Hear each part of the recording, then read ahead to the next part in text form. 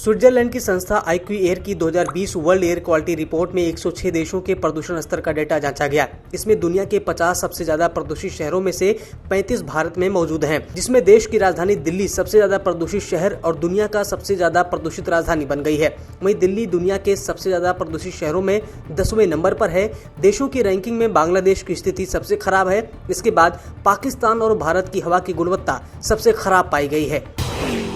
Swiss संगठन IQ air की report के मुताबिक दुनिया की सबसे ज्यादा प्रदूषित राजधानी दिल्ली है। इस मामले पर दिल्ली के पर्यावरण मंत्री गोपाल राय ने कहा कि प्रदूषण के मामले में दिल्ली ने काफी सुधार किया है। उन्होंने कहा कि प्रदूषित शहरों की जो रिपोर्ट सामने आई है उसमें 2 तथ्य सामने आए हैं। इसमें यह है कि भारत के अंदर टॉप 10 जो शहर हैं उनमें से अधिकतम उत्तर प्रदेश के हैं। गोपाल राय ने यह भी कहा कि दिल्ली पहले ज्यादा प्रदूषित थी। पिछले दिनों सरकार ने जो काम किया है उससे आज दिल्ली के अंदर 15% प्रदूषण कम हुआ है। उसका कारण है दिल्ली सरकार अरविंद केजरीवाल के नेतृत्व में लगातार प्रदूषण कम करने पर काम कर रही है।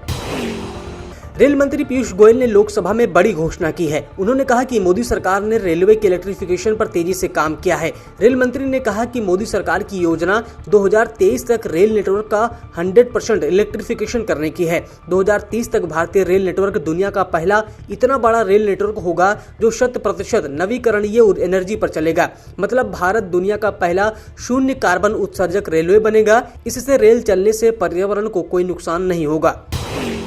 मध्य प्रदेश के मुख्यमंत्री शिवराज सिंह चौहान ने अपने प्रतिदिन एक पौधा लगाने के संकल्प को आगे बढ़ाते हुए 17 मार्च को सप्तपर्णी का पौधा लगाया। शिवराज सिंह चौहान ने ट्वीट कर कहा कि आज भोपाल के स्मार्ट पार्क में सप्तपर्णी का पौधा लगाया। हिमालय के क्षेत्रों और उसके आसपास के हिस्सों में ज्यादातर उगने वाले सप्तपर्णी के पौधे का उपयोग आयुर्वेदिक, सिद्ध और यूनानी चिकित्सा तीनों में कई तरह की बीमारियों के इलाज में किया जाता है।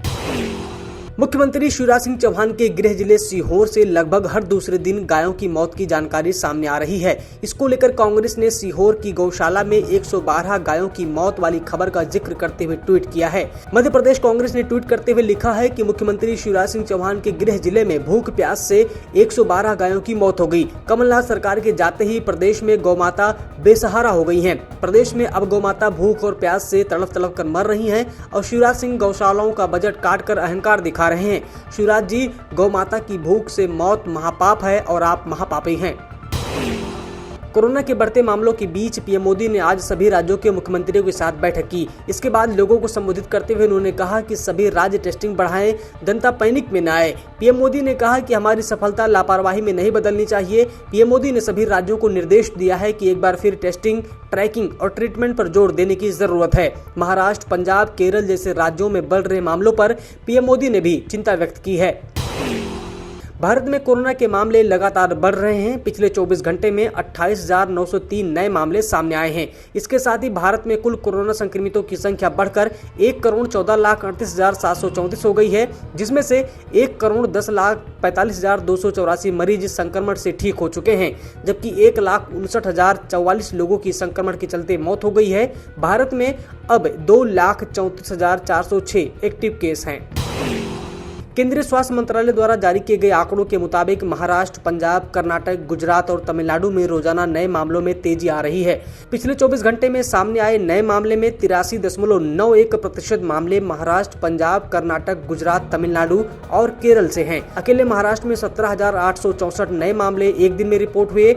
ये पिछले 24 घंटे में सामने आए 61.8 नए मामले महाराष्ट्र से हैं। इसके बाद केरल में 1970, पंजाब में 1463, कर्नाटक में 1135, गुजरात में 954 और तमिलनाडु में 867 नए मामले सामने आए।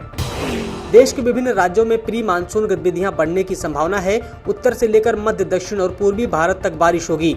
राष्ट्रीय राजधानी दिल्ली में 17 से 19 मार्च के बीच गरज के साथ बारिश होने की संभावना बन रही है। इसके अलावा पंजाब, हरियाणा और उत्तर प्रदेश के कुछ इलाकों में बारिश के आसार हैं। पश्चिमी विक्षोभ की वजह से देश के नॉर्थ ईस्ट राज्यों में तेज बारिश होने के आसार हैं। इन राज्यों में अरुणाचल प्रदेश, असम, मेघालय, मिजोरम, त्रिपुरा, नागालैंड और मणिपुर शामिल हैं।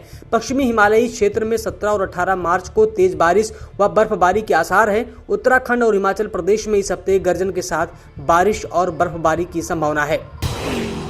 झारखंड के कई जिलों में मौसम का मिजाज फिर बदल सकता है। मौसम केंद्र ने पूर्वानुमान जारी किया है कि 19 और 20 मार्च को राज्य के कई जिलों में बारिश हो सकती है। 18 मार्च तक मौसम शुष्क और आसमान साफ रहेगा। 19 को आकाश में आंशिक बादल छाए रहेंगे। रांची सहित कहीं कहीं गर्जन के साथ बारिश भी हो सकती है। अगले 2 से 3 दिनों में दिन और रात के तापमान में 3 से 5 डिग्री सेल्सियस तक वृद्धि भी हो सकती है। सब्सक्राइब करें पर्यावरण पोस्ट।